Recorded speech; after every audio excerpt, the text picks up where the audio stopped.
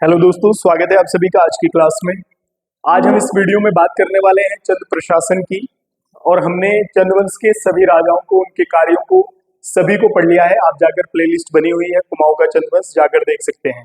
और अंत में हम बात करने वाले हैं चंदों के प्रशासन। कई बार प्रश्न राजाओं से ना आकर उनके प्रशासन, चंद्रवंश के प्रशासन या उनकी कर व्यवस्था या उनकी जो है मंत्री व्यवस्था के से जो है प्रश्न पेपर में आ जाते हैं। तो आज हम इसी क्रम में बात करेंगे सबसे पहले चंद प्रशासन की। तो यहाँ से आपने ये समझना है कि चंद प्रशासन की अगर हम बात करें तो सबसे बड़ा जो था वो था चंद राज्य। क्या था? चंद राज्य।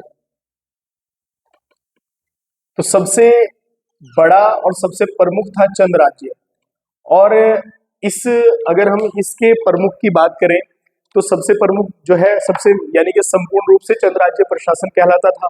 और ये जो है अगर हम इसकी बात करें तो इस पर संपूर्ण पर इसका जो प्रमुख है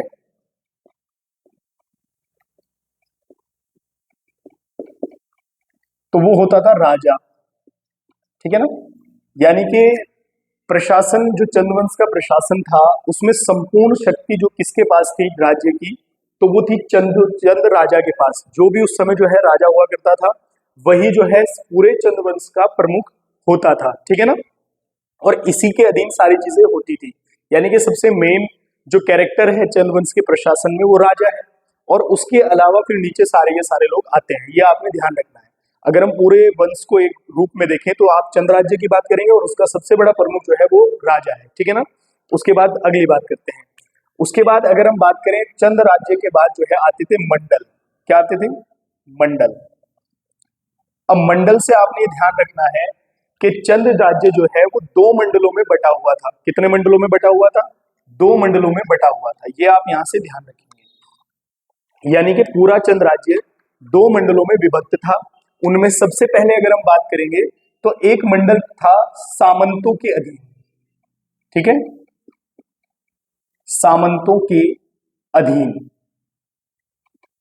ये आप ध्यान रखेंगे यहां से। ठीक है? सामंतों के अधीन यानी कि इस पर सामंत शासन करते थे इस मंडल पर।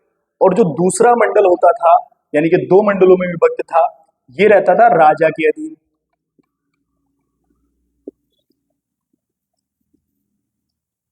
राजा के अधीन। ठीक है ना? अब आप यहां से कहेंगे कि सर चंद्रवंश के प्रशासन का सबसे प्रमुख जो कैरेक्टर है वो तो राजा है, फिर ये सामंत की क्या बात है? सामंतों के अधीन मंडल क्यों हुआ है? तो यहां से आप एक चीज ध्यान रखेंगे कि मंडलों को दो भागों में विभक्त किया गया था। एक पर सामंत शासन करते थे, दूसरे पर राजा शासन करता था। पूर्ण रूप से राजा का अधिकार था। लेकिन ये जो सामंत होते थे इनको यहां से ध्यान रखेंगे, राजा इनको एक उपाधि देता था। क्या याद रखेंगे आप यहां से? इनको एक राजा उपाधि देता था जिसको आप याद रखेंगे ठक्कुर की उपाधि। किसकी उपाधि? ठक्कुर की उपाधि। और यहां से आपने ध्यान रखना है कि ये मंडलों में विभक्त करने का कारण क्या था कि ये सामंत जो है राजा को मुख्य रूप से टैक्स दिया करते थे, राजस्व देते थे। या आप यहां से याद रखेंगे टैक्स जो है या कर जो है ये राजा को देते थे। तो सबसे बड़ा हो गया चंद राज्य, इसका प्रमुख है राजा। और चंद राज्य दो मंडलों में बटा हुआ है। एक पर पूर्ण रूप से राजा का अधिकार है, राजा के अधीन है। दूसरा सामंतों के अधीन है। और सामंत जो है इनको राजा उपाधि देता था ठक्कुर की। और जो है ये मुख्य रूप से क्या है? राजा को कर दिया करते थे। ठीक है ना? तो ठक्कुर की उपाधि सामंतों को मिलती थी जो मुख्य रूप से राजा को टैक्स देते थे। ठीक है ना? उसके बाद जब मंडलों के बाद अगर हम बात करें तो आते थे मंडलों के नीचे आते थे देश। ये आप ध्यान रखेंगे यहां से। ठीक है ना? अब देश में अगर हम बात करें तो आपने पहले सुना होगा, जैसे हमने पढ़ते हुए भी आपको बताया था, जिस प्रकार से तल्ला देश, मल्ला देश,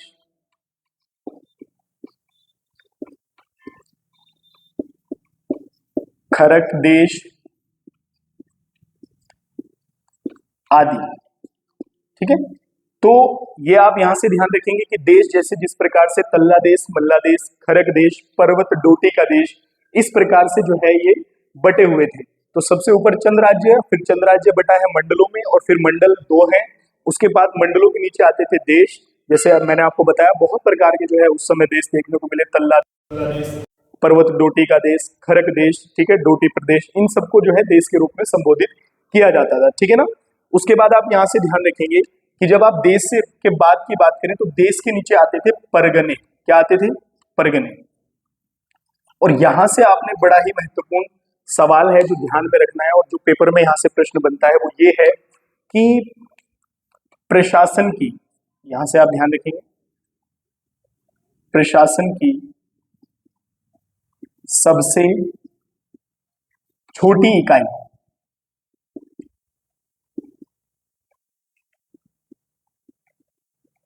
ये ध्यान रखेंगे आप।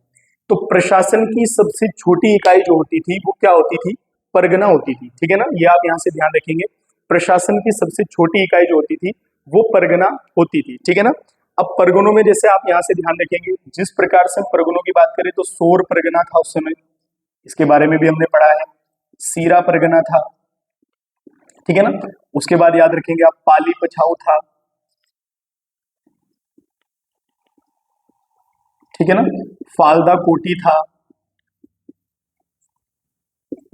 तो इस प्रकार से ये आप ध्यान रखेंगे कि परगनों में भी विभक्त था, ठीक है ना। प्रशासन की सबसे छोटी इकाई जो थी वो परगना थी और ये सोर सीरा पाली पछाऊ ये सब क्या थे? ये परगने थे, ठीक है ना। लेकिन आपने यहां से जो बात ध्यान रखनी है वो ये है कि ये परगने भी जो है दो प्रकार के थे। कितने प्रकार के थे? दो प्रकार के परगने हुआ करते थे, ठीक है ना। अब किस प्रकार से थे? दो। तो एक आप याद रखेंगे यहां से नागरिक परगना, नागरिक परगना, ठीक है। अब नागरिक परगना क्या था? यहां से आप याद रखेंगे नागरिक परगना जो है वो नागरिकों के लिए था और इसका जो प्रमुख हुआ करता था वो ध्यान रखेंगे आप सीकदार होता था, ठीक है। कई बार पेपर में प्रश्न बने तो आप ध्यान रखेंगे कि नागरिक परगने का जो प्रमुख होता था वो सीकदार होता था, ठीक है ना। उसके बाद वहीं पर दूसरा जो परगना था उसके बारे में आप याद रखेंगे, दूसरा परगना कहलाता था सैनिक परगना। क्या कहलाता था? सैनिक परगना, ठीक है,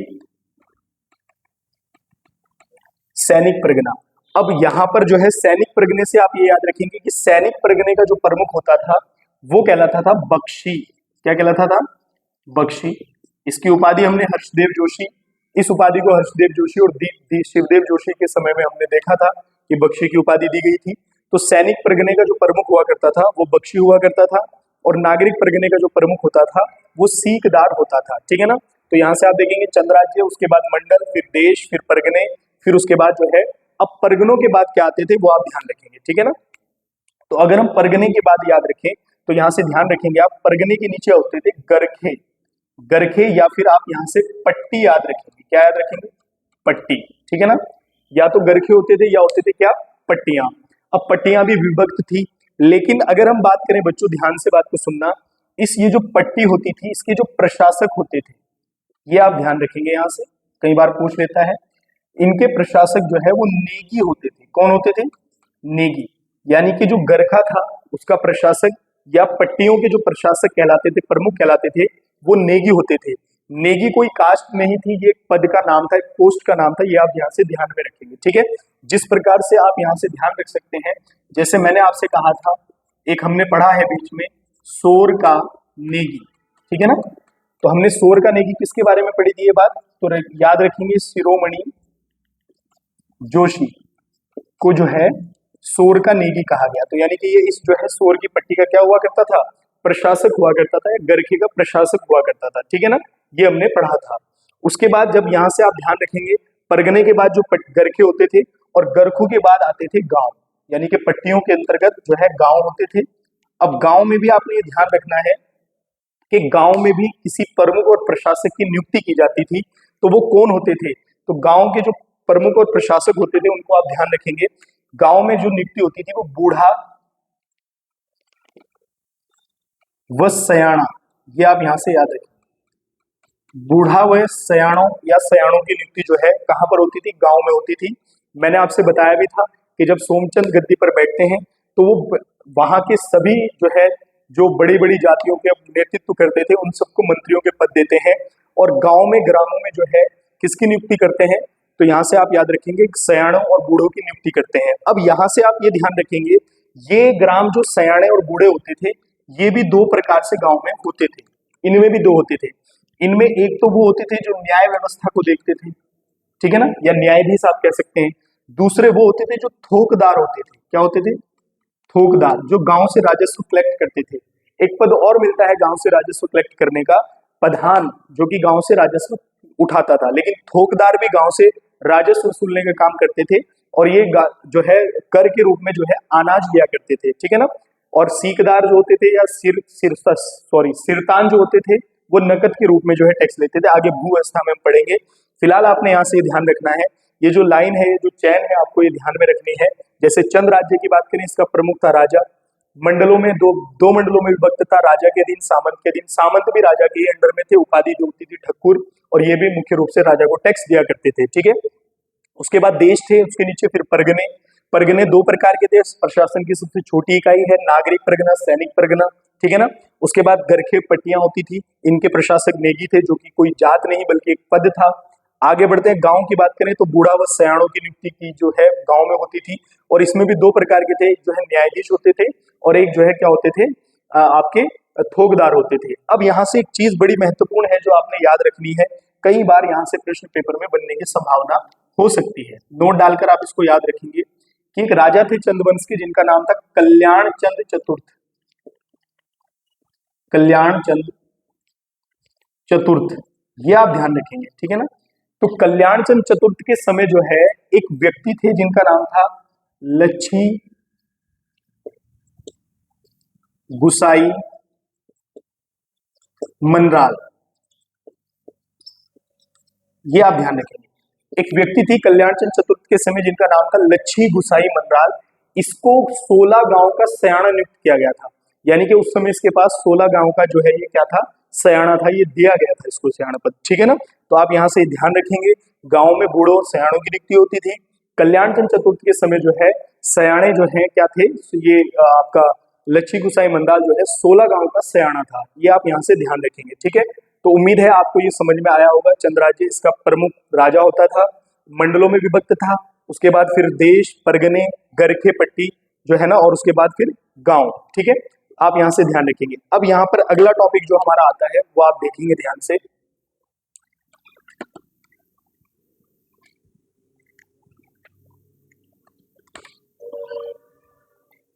अगले टॉपिक की ओर बढ़ते हैं। अगला टॉपिक आप यहां से ये ध्यान रखेंगे, चंद प्रशासन, ठीक है ना। चंद प्रशासन की अगर हम बात करें इकाइयों की,